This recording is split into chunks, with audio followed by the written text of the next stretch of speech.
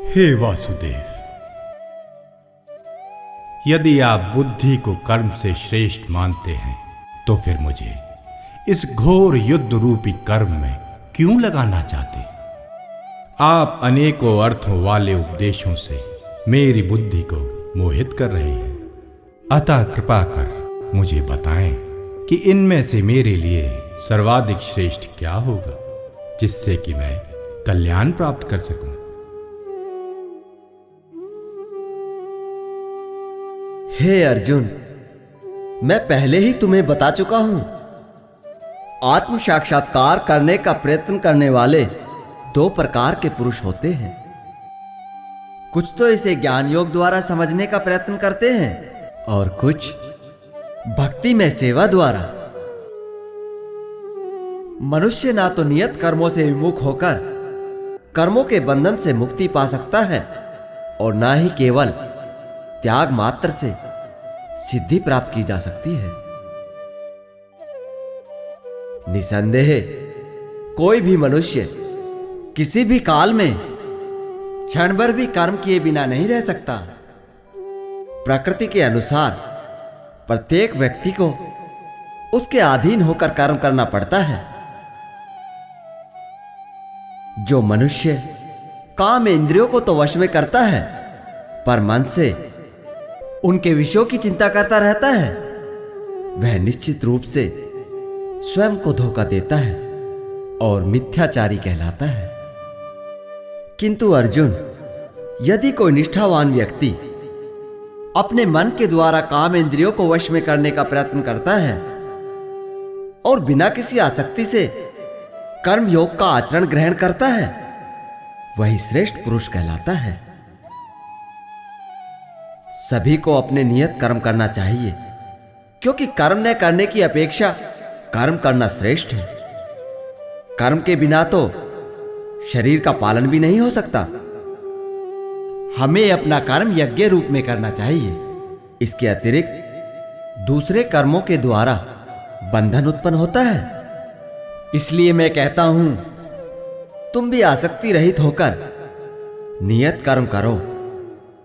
इस तरह तुम सदा बंधनों से मुक्त रहोगे।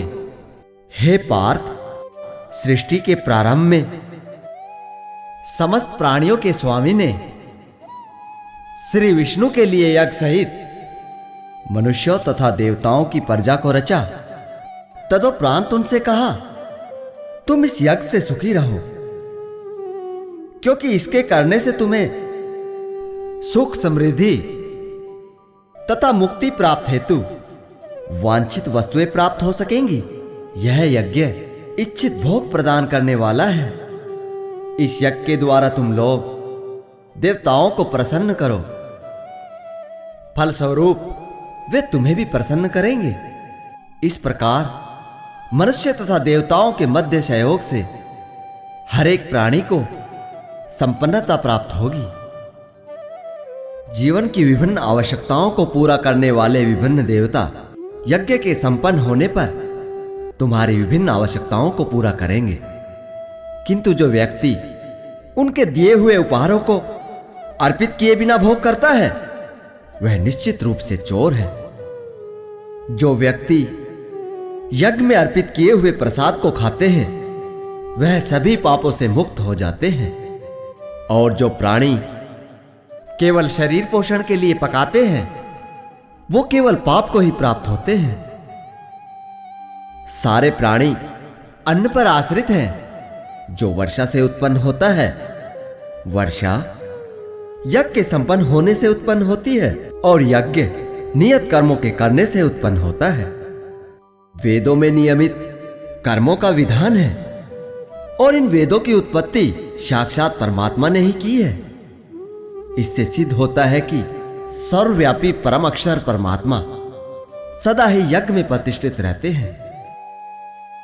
हे अर्जुन, जो मानव इस प्रकार वेदों में स्थापित यज्ञ चक्र के अनुसार कर्म नहीं करता, वह निश्चय ही पाप में जीवन व्यतीत करता है। ऐसा व्यक्ति केवल इंद्रियों की तुष्टि के लिए व्यर्थ ही जीवित रहता है। किंतु जो व्यक्ति अपनी आत्मा में ही रमकर आत्मसंतुष्ट तथा आत्म तृप्त रहते हैं, उनके लिए कोई कर्तव्य नहीं होता। उस व्यक्ति का इस जगत में ना तो कर्म करने से कोई प्रयोजन रहता है और ना ही कर्मों के ना करने से। इसलिए कर्म फल में अनासक्त होकर मनुष्य को अपना कर्तव्य समझकर निरंतर कर्म करते रहना चाहिए, क्योंकि अनासक्त होकर कर्म करने वाले मनुष्य को ही परमात्मा की प्राप्ति होती है। जनक जैसे राजाओं ने आसक्ति रहित नियत कर्मों के द्वारा परम सिद्धि को प्राप्त की थी। इसलिए आम जनमानस को शिक्षित करने की दृष्टि से तुम्हें भी नियत कर्म करने चाहिए। हे अर्जुन, महान पुरुष जो जो आचरण करते हैं, अन्य सामान्य पुरुष भी उसी का अनुसरण करते हैं। वह अपने अनुकरणीय कार्यों से जिस आदर्श का निर्माण करता है, संपूर्ण विश्व उसी का अनुसरण करता है। तीनों लोकों में कोई भी कर्म मेरे लिए नियत नहीं है। ना तो मुझे किसी वस्तु का अभाव है और ना ही मुझे किसी वस्तु की आवश्यकता है। फिर भी मैं नियत कर्म करने में सदैव तत्पर रहता हूं, क्योंकि यदि मैं नियत कर्मों को सावधानी पूर्वक ना करूं तो यह निश्चित है कि सारे मनुष्य मेरे पथ का ही अनुसरण करेंगे। इसलिए यदि मैं कर्म ना करूं तो ये सभी मनुष्य नष्ट भ्रष्ट हो जाएंगे और मैं वर्ण संकर के उत्पन्न होने का कारण तथा संपूर्ण प्राणियों की शांति को नष्ट करने वाला बन जाऊंगा। जिस प्रकार अज्ञानी जन फल प्राप्ति की इच्छा से कर्म करते हैं, उसी तरह विद्वानों को चाहिए कि लोगों को उचित पथ पर ले जाने के लिए अनासक्त होकर कर्म करें। विद्वान व्यक्ति को चाहिए कि सकाम कर्म करने में लगे हुए आसक्त अज्ञानियों को कर्म करने से रोके नहीं, जिससे उनके मन विचलित ना हो, अपितु स्वयं भी भक्ति भाव से कर्म करते हुए उनसे भी कर्म करवाए। हे अर्जुन, वास्तव में संपूर्ण कर्म सब प्रकार से प्रकृति के तीनों गुणों द्वारा संपन्न किए जाते हैं, जबकि जीव आत्मा अहंकार के प्रभाव से मोहग्रस्त होकर अपने आप को समस्त कर्मों का कर्ता मान बैठता है।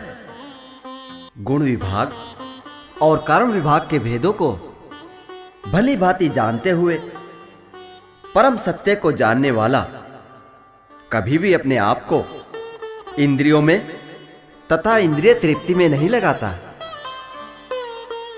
प्रकृति के गुणों से मोहग्रस्त होने पर अज्ञानी पुरुष भौतिक कार्यों में संलग्न रहकर उनमें आसक्त हो जाते हैं। यद्यपि ज्ञानाभाव के कारण उनके ये कार्य अधम होते हैं, किंतु ज्ञानी को चाहिए कि उनको विचलित ना करे। अतः हे अर्जुन, अपने सारे कार्यों को मुझ में समर्पित करके मेरे पूर्ण ज्ञान से युक्त होकर, लाभ की आकांक्षा से रहित होकर, ममता और मोह को त्याग कर युद्ध करो पार्थ। जो व्यक्ति ईर्ष्या रहित होकर मेरे वचनों को श्रद्धा पूर्वक पालन करते हैं, वे सकाम कर्मों के बंधन से मुक्त हो जाते हैं। किंतु जो ईर्ष्यावश मेरे वचनों की उपेक्षा करते हैं और इनका पालन नहीं करते, उन्हें समस्त ज्ञान से रहित, दिग्भ्रमित तथा नष्ट भ्रष्ट ही समझना चाहिए। ज्ञानी व्यक्ति तथा सामान्य व्यक्ति सभी प्रकृति के गुणों का अनुसरण करते हैं। अतः दमन का मार्ग अपनाने का क्या लाभ है? प्रत्येक इंद्रिय तथा उसके विषय से संबंधित आसक्ति तथा विरक्ति को व्यवस्थित करने के नियम होते हैं। मनुष्य को ऐसे आसक्ति तथा विरक्ति के वशीभूत नहीं होना चाहिए, क्योंकि ये आत्म साक्षात्कार करने के मार्ग में अवरोधक है। अपना कर्म करते हुए मरना भी दूसरों के कर्म में प्रवृत्त होने से उत्तम है। क्योंकि हे अर्जुन, किसी अन्य के मार्ग का अनुसरण करना भयावह हो सकता है। हे केशव, मनुष्य ना चाहते हुए भी पाप कर्म करने के लिए प्रेरित क्यों होने लगता है? ऐसा लगता है कि जैसे उसे उसमें बलपूर्वक लगाया जा रहा हो। हे अर्जुन, रजोगुण से उत्पन्न होने वाला काम ही क्रोध है। ये संसार का सर्वभक्षी शत्रु है जो मनुष्य को पाप के मार्ग पर ले जाता है। धूमेना विर्यते वहिन यथा दर्शो मलेन चा यथोल्वेनावृतो गर्भस्थ तथा तेने दमावृतम। जिस प्रकार अग्नि धुएं से, दर्पण धूल से अथवा भ्रूण गर्भाशय से ढका रहता है, ठीक इसी तरह ज्ञान में जीव आत्मा की चेतना भी काम रूपी शत्रु से ढकी रहती है, जो कभी तुष्ट नहीं होती और सदैव अग्नि के समान जलती रहती है। इंद्रिया, मन और बुद्धि ये सभी काम के निवास स्थान हैं। यह काम मन, बुद्धि और इंद्रियों के द्वारा ही ज्ञान को ढककर जीवात्मा को वश में कर लेता है। इसलिए प्रारंभ में ही इंद्रियों को वश में करके पाप के महान प्रतीक इस काम का दमन करो और ज्ञान तथा आत्म साक्षात्कार के इस विनाशकर्ता को नष्ट कर दो। हे अर्जुन, इंद्रियों को श्रेष्ठ कहा जाता है।